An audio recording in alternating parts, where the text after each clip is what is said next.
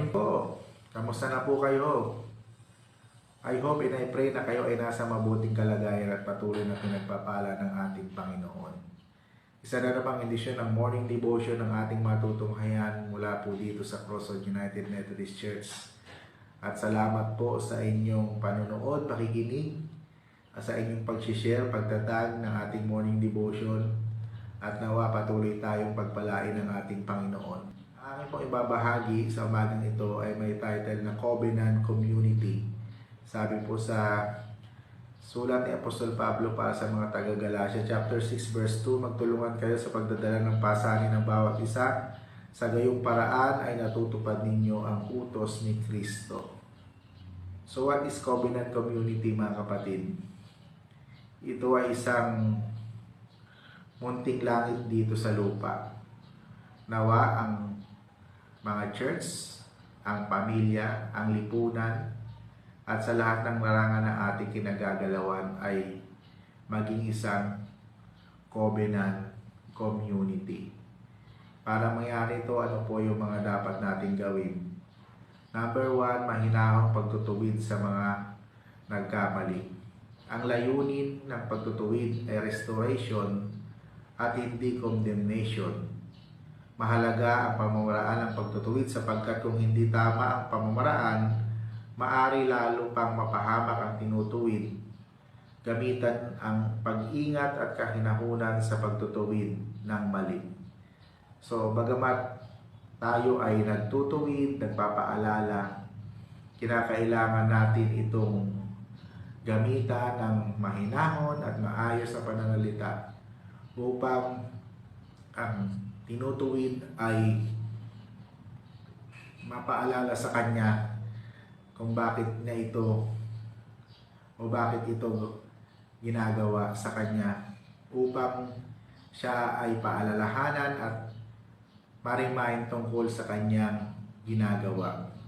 Pangalawa, magdalahan kayo ng pasanin.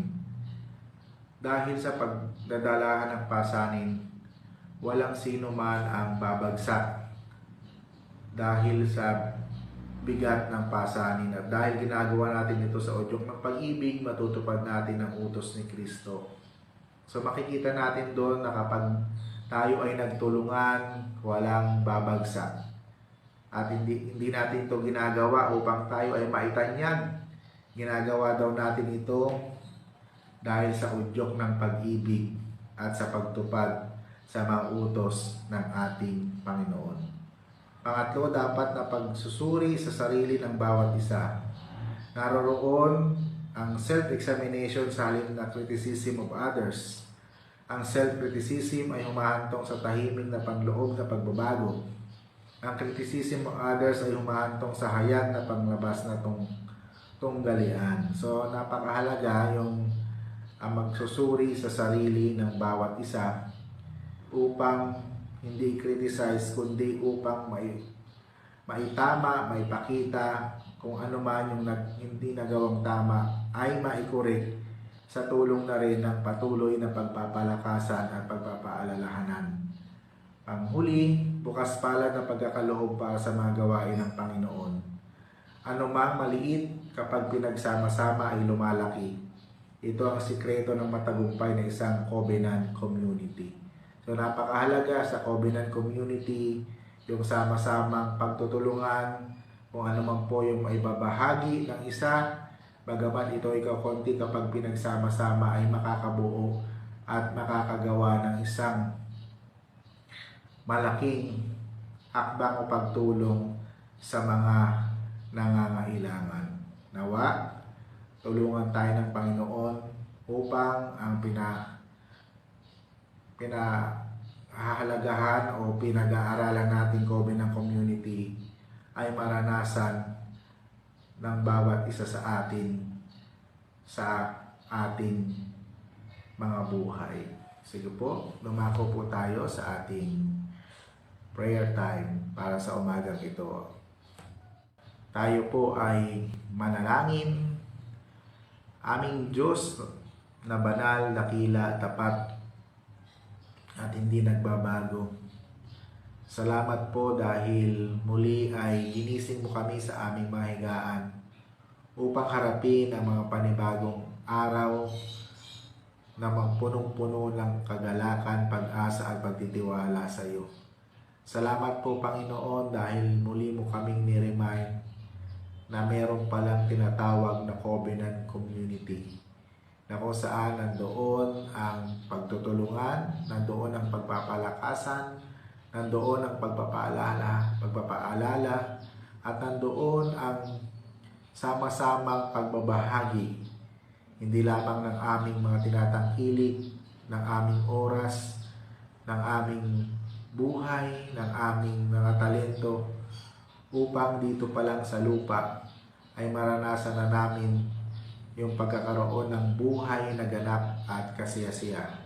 Salamat po sa opportunity na muli ka naming makaniig sa pamamagitan ng morning devotion na ito.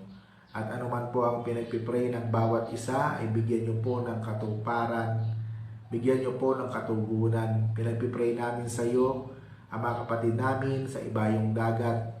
Tulungan at samahan mo sila na bagamat sila ay malayo, lagi po silang kasama sa aming mga panalangin.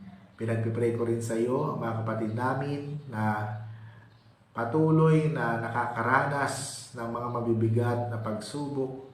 Tulungan niyo po sila upang ma-overcome at mapagtagumpayan nila ito. Pinagpipray ko rin sa iyo ang aming minamahal na bansa.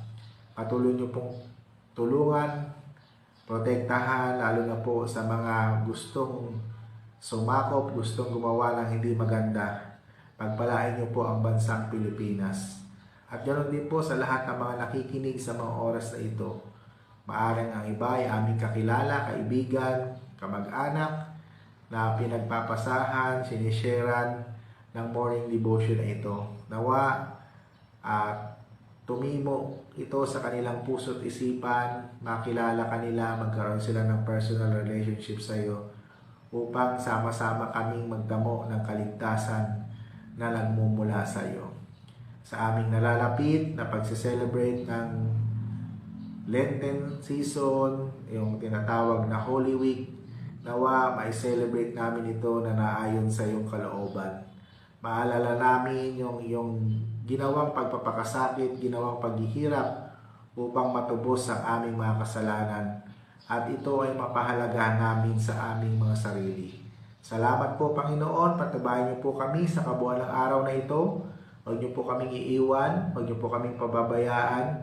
Yung mga pumapasok sa trabaho, yung mga nag-aaral, yung mga nananatili sa kanilang tahanan, yung mga gumagawa ng mga work, Panginoon, tulungan niyo po sila, patubayan niyo po sila, at palaging i-bless ang Crossroad United Methodist Church at ganoon din po ang mga churches na nagkakandak ng ganitong gawain. Thank you po, Lord Jesus. Marami pong salamat. Ito po ang aming panalangin sa pangalan ni Jesus na aming Panginoon. Amen. Yan, natapos na naman tayo para sa isa na namang edisyon ng Morning Devotion ngayong pong Friday morning. Nawa ay patuloy tayong ingatan at samahan ng ating Panginoon. Mag-ingat po tayo. Ngayon po ay mainit. Uminom po tayo ng maraming tubig. Ingatan ang ating mga sarili. Huwag po tayong lalabas sa mainit na mga oras. At pangalagaan po natin ang ating sarili upang tayo ay makapaglingkod sa Panginoon ng may kagalakan. So mula po dito sa Crossroad United Methodist Church, ito po ang inyong lingkod, Pastor Moses. Lagi nagsasabing ang Diyos ay mabuti, hindi lamang ngayon, hindi lamang nung nakaraan, kundi maging sa hinaharap. God bless everyone. Paalam!